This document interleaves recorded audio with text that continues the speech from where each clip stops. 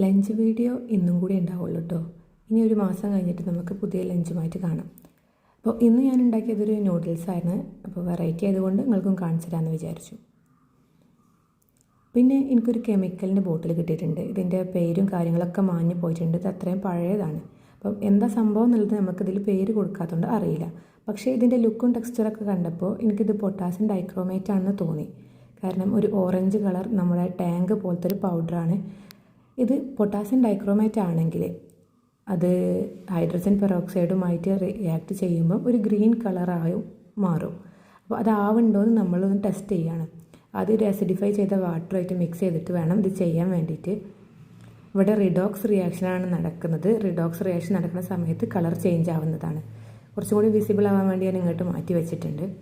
അത് hydrogen peroxide ഒഴിക്കുന്ന സമയത്ത് കളർ മാറി ഒരു ബ്ലൂ കളറിൽ വന്നിട്ടുണ്ട്. അപ്പം ഇത് പൊട്ടാസ്യം ഡൈക്രോമേറ്റ് ആണെന്ന് തന്നെ നമുക്ക് ഉറപ്പിക്കാം.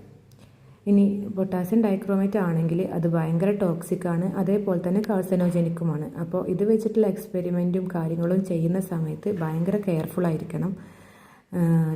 നമ്മുടെ ഗ്ലൗസും കോട്ടും ഗൂഗിൾസും